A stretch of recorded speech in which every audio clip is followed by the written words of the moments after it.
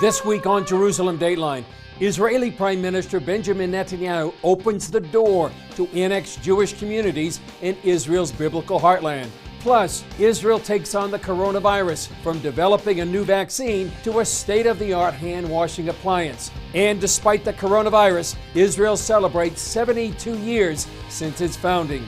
All this and more this week on Jerusalem DateLine. Hello and welcome to this edition of Jerusalem DateLine. I'm Chris Mitchell. 100 years ago on April 25th, world leaders ratified the establishment of a Jewish state after 2,000 years.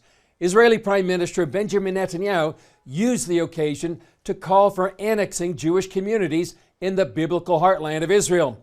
It's his first major announcement after agreeing to a unity government with Benny Gantz.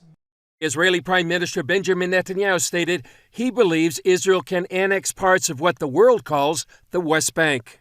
3 months ago, the Trump peace plan recognized Israel's rights in all of Judea and Samaria.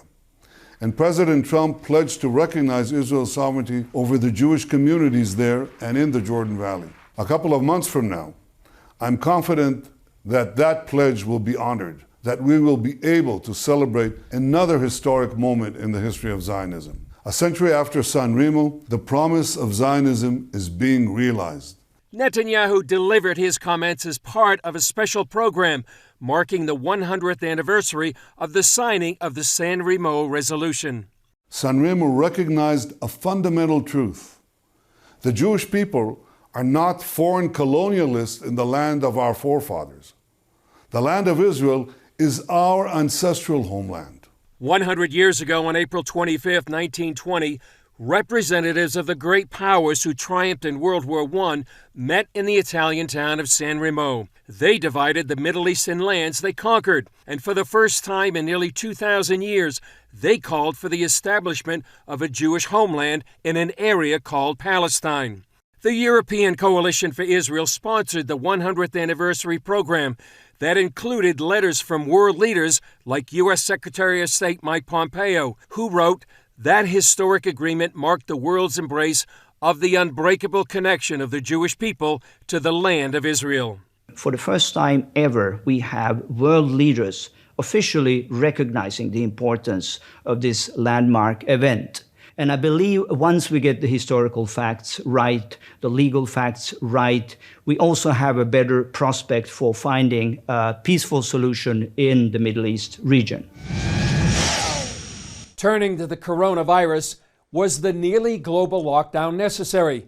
Researchers from Hebrew University feel that based on real-life data, Israel and other countries could have controlled COVID-19 without a lockdown. In many countries, if you have the population behave in a responsible way, I mean, face masks, hygienic measures, some social distancing, like 1 or 2 meters from each other,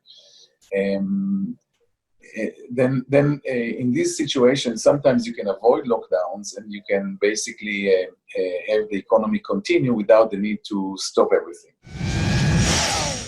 Israel's fight against COVID-19 has just received a major shot in the arm from Our Crowd, one of Israel's leading investment organizations. This could be a major step in finding a vaccine for the world. 2 months ago, as COVID-19 began taking its grip on the world, CBN News reported on the research and development of a vaccine by the Migdal Research Institute. We've reached a winning formula for vaccination of poultry, which worked very, very nicely. The Institute's work toward that poultry vaccine started in 2016, which gave Migdal a 4-year head start against this sickness because it's similar to the human virus. So we're now backing this project, and we're just beyond ourselves in terms of hope and optimism that this kind of project coming out of Israel's Galilee can bring potentially very, very good news to the world. Jonathan Medved, founder of Our Crowd, held their annual summit just before the pandemic. He chose to fund this research under a new company called MigVax. He says its formula brings a number of advantages. This is not their first rodeo. They've been working on a variety of coronavirus-related vaccines in this area now for some time. But on top of that, this is an oral vaccine, which is pretty much unique in terms of the other candidates that are out there. It doesn't require a shot. It'll work in hot climates in parts of Africa, because we need a vaccine for everybody. It doesn't use actually live virus or dead virus in the vaccine. So people who are immunocompromised, who are afraid of catching it, don't have to worry about taking a vaccine that has small attenuated amounts. Medved says his organization has been on a mission since the pandemic began. My problem is, I told my wife when it started, I said, we'll get some quality time together, right? That hasn't worked out. Okay, I've been working harder than ever before. We're working globally, so we go often to 2 or 3 in the morning and then back at it in the AM. And I'll tell you, it keeps you young, it keeps you motivated, it keeps you excited. He says it's all part of Israel's biblical calling. I feel very much that we're all here for a purpose. And the purpose of Israel renewed, Israel rebuilt, Israel established not just as a strong member of the family of nations, is that we are supposed to do this stuff. Okay, we are supposed to be out there working on cures for cancer and to feed the world and to cure and prevent the coronavirus. This is our calling, and our ability at our crowd to help support these brave entrepreneurs and to link them to supporters and investors around the world, it doesn't get better than that. Medved hopes other investors will join the effort. And what's great about it is it's democratic, so that any of your viewers who meet the criteria of accredited investors worldwide can now join together with us and fund this important development and hopefully profit from the results. Coming up, Israeli innovation, a smart hygiene device that's changing the way people wash their hands. We've been told from the beginning of this COVID crisis about the importance of properly washing our hands. CBN Middle East correspondent Julie Stahl looks at an Israeli innovation that will show you just how well you're doing. It's called Soapy, a smart hygiene device designed to change the way people wash their hands. So we're giving you the right environment to wash your hands and the right technology to do it. We're giving you feedback on how your hand washing practice was. CEO Max Simonovsky helped start Soapy 2 years ago, focusing on India and other developing countries. Then word started spreading.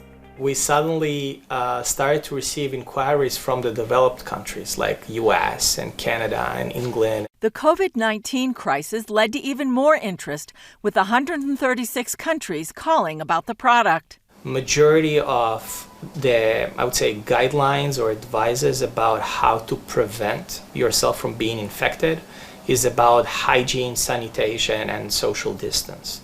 And hand hygiene is on the top. This is the Soapy machine. When I put my hands in, it gives me just the right amount of soap that I need and gives me 20 seconds to lather my hands, making sure I get all the right movements, get in between my fingers, my nails, all the things I need to have clean hands. It's monitoring how well I've washed my hands and how well I'm rinsing my hands, and it gives me another 20 seconds worth of water to rinse them. All right, here we go. Let's see how I did. And you can see that we measured how your lathering technique and how was your rinsing technique. And on the lathering, you had 13 out of the 20 seconds done perfectly. And on the rinsing, 17 out of the 20 seconds were done perfectly. The result is 77%. According to experts, people should wash their hands up to 12 times a day, but most only reach about half that number. Maybe 5 to 7% of people washing hands properly. Even if you take those 5-6 times that you're washing your hands, most of them will be a bad washing cycle. By using facial recognition, the machine assigns a random number to each user. Simonovsky said it doesn't gather any information about you other than how you wash your hands. Then Soapy teaches you how to do it better.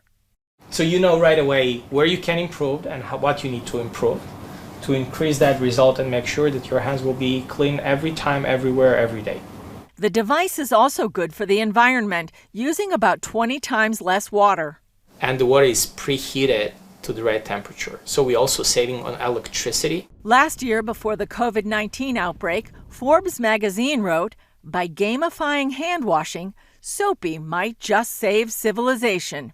Currently, the machine is used primarily in healthcare, schools, and food preparation.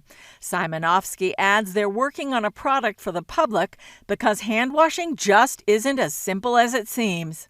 It's a real science. And if you have a real science, then you need to have a technology to help you with that.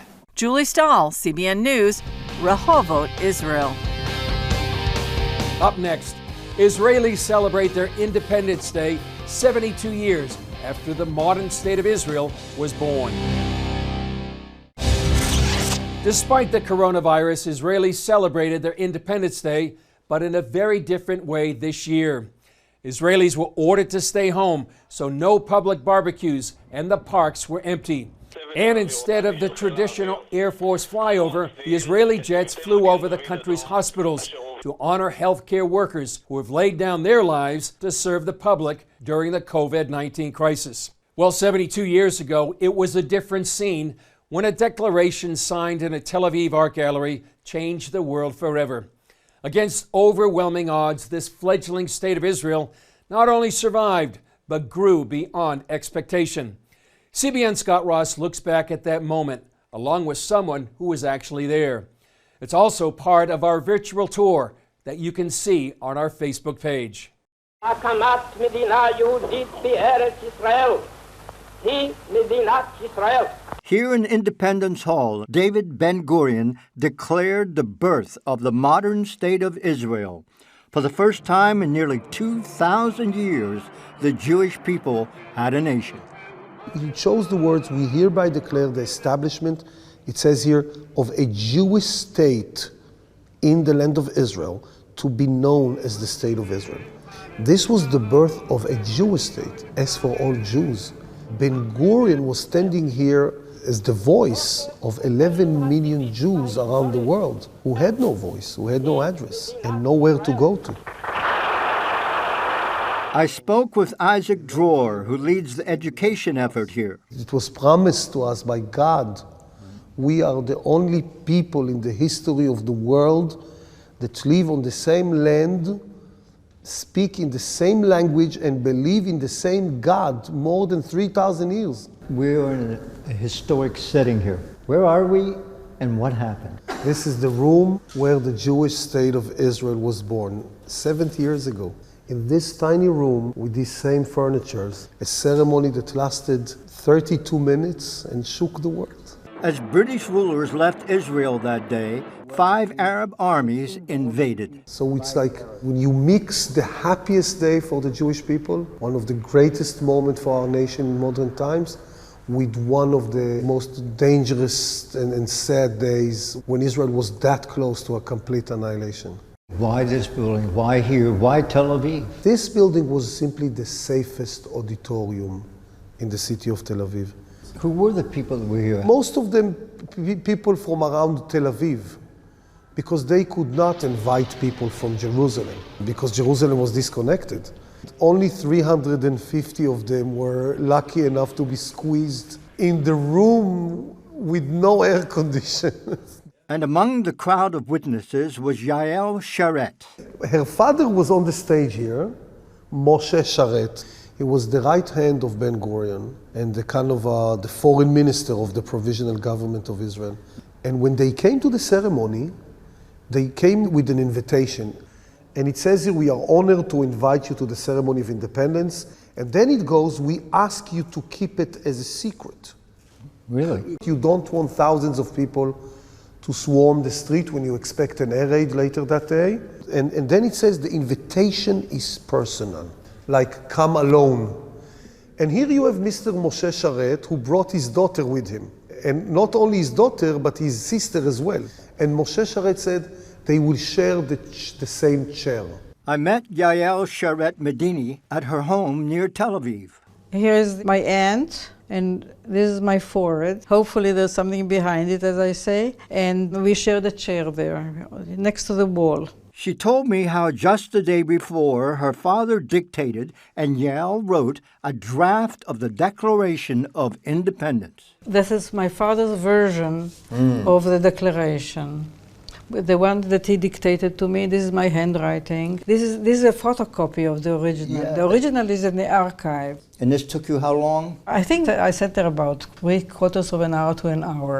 Yael simply calls herself a handmaiden of history. Well, how old were you? 17 and a half. I wasn't interested in this. I knew that this is what's going to happen from the age of 0, that we are going to have a state and we are rightfully here. During that time, she and her family lived in New York, where her father would scour the United Nations, convincing countries to support the soon-to-be-born state. Do you remember the event itself, when Ben Gurion stood up and read? It's epic. It's really epic. It's poetry, actually.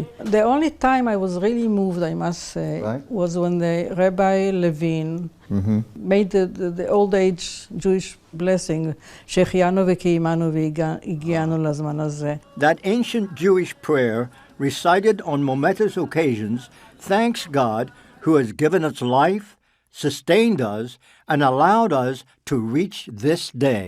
I'm not religious, but this blessing has an echo of generations. Did you sing? Hatikva, yes. And then everybody stood up, and it was the anthem, the national anthem. The very next day, which was the Sabbath, President Harry Truman became the first world leader to recognize Israel. The Pentagon and the State Department truly believed that Ben Gurion, the leader of Israel, is leading the world into a new catastrophe. One person, however, thought differently. His name was Harry Truman. He understood something that most of his top advisors and ministers failed to see. This is truly a prophecy being realized. 70 years later, it's clear that Truman was right. We are faster, better, prettier than ever today. The economy of Israel is doing wonderfully well, what they call a startup nation. And now we see Israel standing, and thanks God, together with the Americans, in the spirit of those countries who are leading. Suddenly people understand why we are here. Scott Ross for CBN in Tel Aviv. Up next, counting the Omer and Pentecost. We'll examine the connection when we come back. After Passover, the Bible tells the Jewish people to count 49 days until Shavuot or Pentecost. And there's also a significance for Christians. CBN Middle East correspondent Julie Stahl takes a look. It's known as counting the Omer, found in Leviticus 23, where it says, "From the day after the Sabbath, Passover, the day you brought the sheaf or Omer of the wave offering, count off 7 full weeks, count off 50 days up to the day after the 7th Sabbath." It's a link. Think of a chain. The Omer connects Passover to Shavuot. It's an unbreakable chain, and there's an important spiritual lesson in this for us. It teaches us that salvation is both redemption, what took place at Passover, but it's also the indwelling of God's Spirit, empowering us to walk out that salvation. An Omer was a unit of measure used for grain in Bible times. So the Omer is counted every night after the evening prayers of Ma'ariv. We will say the Omer together. We'll say the day and the week and the time, and we'll acknowledge that. And then we'll read a text from Psalm chapter 67. Boaz Michael from First Fruits of Zion says the Omer would have been counted this way in the time of Jesus, and his disciples would have prayed the traditional reading of Psalm 67 prophetically. It says that your way may be known on earth, your salvation among all nations, and all the nations of the earth shall fear him. So by counting the Omer, we're thinking about, we're reflecting upon not only what took place at Passover just a few weeks ago, but we're leading up to a time in which God gave us His Torah, His instructions, His will, and His wisdom in order that we may be that saved, redeemed people that He set us free to be. The Bible says that on Shavuot, known as the Feast of Weeks or Pentecost, the Holy Spirit was poured out. Jewish people celebrate this day as the day when God gave the law to Moses. What takes place in Shavuot and Pentecost? The Spirit comes down, the nations are represented, and the message was that God's salvation is not just for the Jewish people, but it's for all nations. And that's what took place in Acts chapter 2, was a fulfillment in many ways of this prayer that the Jewish people have prayed and continue to pray, that all nations, all people will know God and His instructions and His ways. Julie Stahl, CBN News, Jerusalem. Well, actually, Pentecost took place just behind me on Mount Zion here in Jerusalem. It's a reminder of what happened nearly 2,000 years ago with the birth of the church that transformed the world. Well, that's all for this edition of Jerusalem DateLine. Thanks for joining us. I'm Chris Mitchell. We'll see you next time on Jerusalem DateLine.